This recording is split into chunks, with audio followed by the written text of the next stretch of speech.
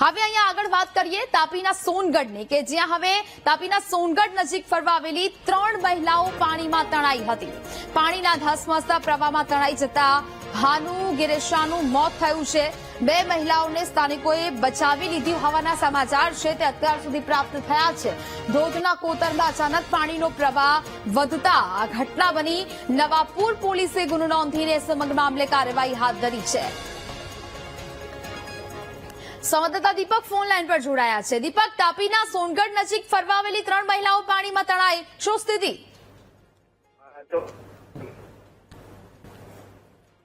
સોનગઢ નજીક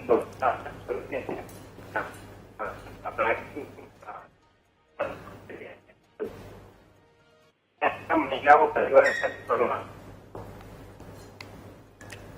તો જ પ્રકારે આ દ્રશ્યો આપ ટીવી સ્ક્રીન પર જોઈ શકો છો। આમાં 2 મહિલાઓનો આબાદ બચાવ થયો છે અને હાલ તો એક મહિલાની શોધખોળ હાથ ધરવામાં આવી છે। ગૌમુખ મંદિરે ફરવા આવી હતી આ મહિલાઓને તે સમયે અકસ્માત સર્જાયો અને આ દુર્ઘટના આમાં ઘટી છે। અચાનક પાણીનો પ્રવાહ વધતા આ ઘટના બની છે જેમાં 3 મહિલાઓ તણાઈ હોવાની ઘટના બની હતી। અચાનક જ પાણીનો ફ્લો વધ્યો અને જેમાં ફરવા આવેલી 3 મહિલાઓ પાણીમાં તણાઈ હતી।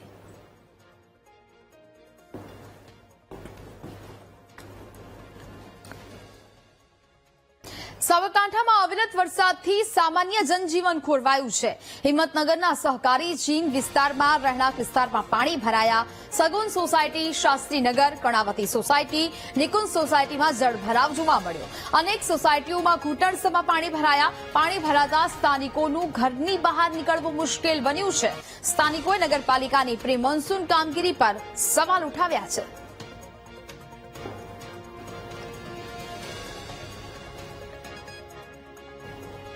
હિંમતનગરમાં ગત રાત્રિએ ભારે વરસાદને પગલે ઠેર ઠેર પાણી ભરાયા છે અને તારાજી સર્જી છે। ત્યારે આપણે હિંમતનગરના સહકારીજીન વિસ્તારમાં પહોંચ્યા છે જ્યાં ગાડીઓ વાહનો છે તે પાણીમાં ગરકાવ થયા છે। આપ જોઈ રહ્યા છો કે 2 વ્હીલર 4 વ્હીલર પાણીમાં છે તે તરી રહી છે।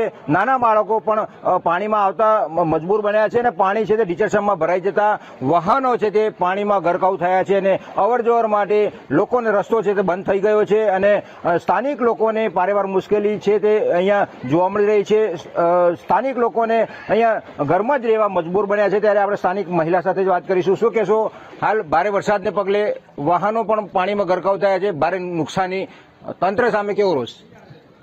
અહીંયા છેલ્લા કેટલા 17-18 વર્ષથી બહુ જ પાણીની તકલીફ છે કે જે અમે બહુ સારી રીતે તકલીફમાં પડી રહ્યા છીએ। તો એનો નિકાલ કરવા માટે આજ દિન સુધી કોઈ તંત્રએ વ્યવસ્થા કરી નથી। તો એ તંત્ર વ્યવસ્થા કરે એ માટે હું અપીલ કરું છું। અમારા લગભગ અહીંની તમામ જે ગાડીઓ છે બધી પાણીમાં ગરકાવ થઈ ગઈ છે। બીજું કે અમારા અંડરગ્રાઉન્ડ ટાંકામાં ટોટલી વરસાદનું પાણી પણ મિક્સ થઈ ગયું છે અને બહાર પણ નીકળવા માટે બહુ તકલીફ પડે છે। પીવાના પાણીના ટાંકામાં પાણી મિક્સ થતા રોગચાળાની પણ ભીતિ છે તે અહીંયા સર્જાઈ રહી છે અને બીજી તરફ આ વાહનો છે તે પાણીમાં ગરકાવ થતા વાહનો પણ બંધ થવાની જે બંધ થઈ ગયા છે। વાહનો ઘરમાં રહેવા મજબૂર બન્યા છે અને નીકળવા પણ નીકળાઈ ન શકે તેવી પરિસ્થિતિ અહીંયા સર્જાઈ છે અને ડીચણસામાં પાણી ભરાતા વાહન ચાલકો અને સહિતના સ્થાનિક લોકોમાં ભારે રોષ છે। ત્યારે ઘરમાં પાણી ઘૂસી જતા આપ જોઈ રહ્યા છો કે ઘરના જે પગડે સુધી પાણી ઘૂસી ગયા છે જેને લઈને લોકોને બહાર નીકળવું ભારે મુશ્કેલી સર્જાઈ રહી છે। ઘરની અંદર પાણી ઘૂસી જતા વૃદ્ધો સહિતના બાળકોને પણ હાલ ભારે પરેશાનીનો સામનો કરી રહ્યા છે। ત્યારે હાલ વાહનો સહિત પાણીમાં ગરકાવ થતા લોકો ભારે પરેશાનીનો સામનો કરી રહ્યા છે અને તંત્ર સામે ખૂબ રોષ વ્યાપી રહ્યા છે અને તંત્ર સામે પ્રી મોન્સૂન કામગીરી નિષ્ફળ ગઈ છે તેવું પણ હાલ તો કહી રહ્યા છે। સંદીપ પટેલ, VTV, હિંમતનગર। સાબરકાંઠા જિલ્લામાં મુશળધાર વરસાદ થયો। હિંમતનગરમાં નગરપાલિકાની ઘોર બેદરકારી સામે આવી। શહેરના પોશ વિસ્તારમાં ઘરોમાં પાણી ઘૂસ્યા। અવની પાર્ક સોસાયટીમાં 15થી વધુ ઘરોમાં પાણી ભરાયા છે। શાસ્ત્રીનગર, શગુન બંગલોઝમાં ઘરોમાં પાણી ઘૂસ્યા છે તો સાથે છાપરિયા 4 રસ્તા પરની દુકાનો પાણીમાં ગરકાવ થઈ। શહેરના નીચાણવાળા વિસ્તારોમાં પાણી ભરાતા હાલાકી સર્જાઈ છે। રાત્રિ દરમિયાન ભારે વરસાદ પડતા ઠેર ઠેર પાણી ભરાયા છે।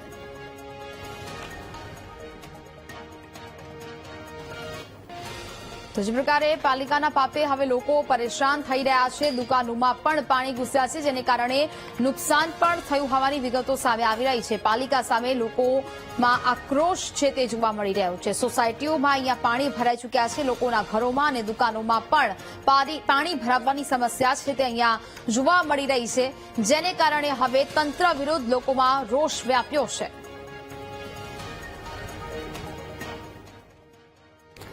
સાબરકાંઠા જિલ્લામાં ભારે વરસાદથી નદીઓ બે કાંઠે થઈ છે. કંથારિયા ગામે શાળાએ ગયેલા બાળકો નદીને પેલે પાર ફસાયા. સ્થાનિકોએ દોરડા બાંધીને બાળકોને નદી પાર કરાવી. ઘટનાને પગલે જિલ્લા શિક્ષણ વિભાગે સૂચના આપી છે. બાળકોને શાળાએ ન બોલાવવા શિક્ષણ અધિકારીએ સૂચના આપી. જિલ્લામાં હજુ પણ ભારે વરસાદની આગાહી વ્યક્ત કરાઈ છે. તો જ પ્રકારે આ દ્રશ્યો અહીંયા જોવા મળી રહ્યા છે કે જ્યાં ભારે જોખમ ખેડીને બાળકોને નદી પાર કરાવવામાં આવી રહી છે. ભારે વરસાદથી નદી બે કાંઠે વહેતી થઈ શાળાએ ગયેલા બાળકો છે તે ફસાયા હતા અને જેને કારણે હવે સૂચના છે તે આપવામાં આવી છે શિક્ષણ વિભાગ દ્વારા. ઘટનાને પગલે જિલ્લા શિક્ષણ વિભાગે સૂચના આપી. બાળકોને શાળાએ ન બોલાવવા શિક્ષણ અધિકારીએ સૂચના આપી છે. જિલ્લામાં હજુ પણ ભારે વરસાદની આગાહી વ્યક્ત કરવાને કારણે હવે બાળકોને શાળાએ ન બોલાવવા માટેની સૂચના આપી છે. ભારે વરસાદને કારણે આ દ્રશ્યો અહીંયા સર્જાય. એક બાજુ સાબરકાંઠા અને તાપીના દ્રશ્યો કે જ્યાં 3 મહિલાઓ ફસાઈ હતી અને બીજી બાજુ અહીંયા જીવના જોખમે બાળકો નદી પાર કરી રહ્યા છે. સંવાદદાતા સંદીપ ફોન લાઈન પર જોડાયા છે. સંદીપ, જીવના જોખમે બાળકો નદી પાર કરી રહ્યા છે, શું સ્થિતિ?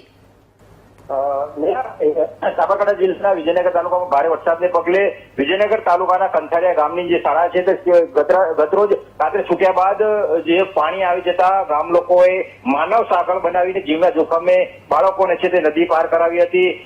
એક દોરડું બાંધ્યા બાદ જે સ્થાનિકો છે તે લોકોએ માનવ સાંકળ બનાવી હતી.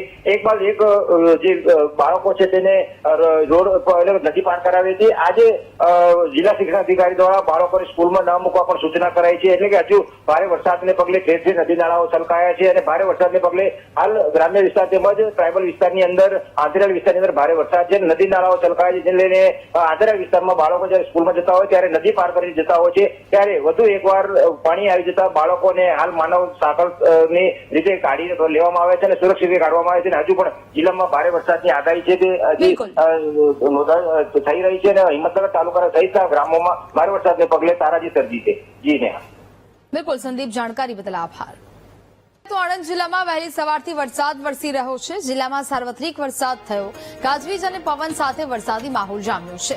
ઉમરેઠ, બોરસદ અને આણંદમાં સામેલાધાર વરસાદ થયો. ઠેર ઠેર વરસાદી પાણી રસ્તા ઉપર ભરાયા છે. તો આણંદ જિલ્લામાં વહેલી સવારથી વરસાદી વાતાવરણ જોવા મળી રહ્યું છે. જિલ્લામાં સાર્વત્રિક વરસાદ વરસી રહ્યો છે. આગામી સમયમાં પણ ભારે વરસાદની આગાહી છે તે વ્યક્ત કરવામાં આવી છે. તો આણંદના બોરસદમાં મેઘો મન મૂકીને વરસ્યો છે. શહેરના નીચાણવાળા વિસ્તારોમાં પાણી ભરાયા. બોરસદ શહેર અને ગ્રામ્ય વિસ્તારોમાં પણ વરસાદ થયો, જ્યારે બોચાસણ, રૂદેલ, ડભાસી, નાવર સહિતના ગામડાઓમાં વરસાદ શરૂ થયો. શહેરના કુવારા ચોક અને જનતા બજારમાં પાણી ભરાયા. વાસદ તારાપુર હાઈવે પર પણ વરસાદી પાણી ભરાયા છે.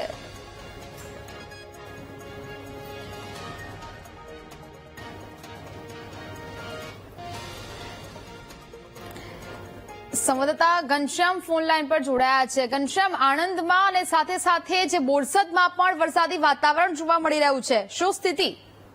આ ચોક્કસથી વહેલી સવારથી જ આણંદ જિલ્લામાં સાર્વત્રિક વરસાદ નોંધાયો છે. મહત્વની વાત એ છે કે ઉમરેઠ, આણંદ અને બોરસદમાં મેઘરાજાએ તોફાની બેટિંગ કરી છે અને જેના ભાગ સ્વરૂપે જ જે નીચાણવાળા વિસ્તારો છે તેમાં પાણી ભરાયા છે. ખાસ કરીને જે હાઈવે છે, તારાપુર હાઈવે છે, તે હાઈવે ઉપર પણ મુસળધાર વરસાદ વરસ્યો છે, જેને લઈને જે ઓવરબ્રિજો હોય છે ત્યાં પણ કચરો ભરાવાને લઈને પાણી ભરાયા છે. આમ જોવા જઈએ તો આણંદ જિલ્લામાં સાર્વત્રિક વરસાદ વરસી રહ્યો છે અને હાલ પણ ધીમી ધારે અત્યારે વરસાદનું જોર ઘટ્યું છે અને હવે ધીમી ધારે વરસાદ ચાલી રહ્યો છે. હજુ પણ ગાજવીજ અને વીજળીના કડાકા સાથે વાદળો ગરજી રહ્યા છે, એટલે કહી શકાય કે દિવસ દરમિયાન સારા એવા પ્રમાણમાં વરસાદ વરસી શકે છે. બિલકુલ, જાણકારી બદલ આપનો આભાર ઘનશ્યામ.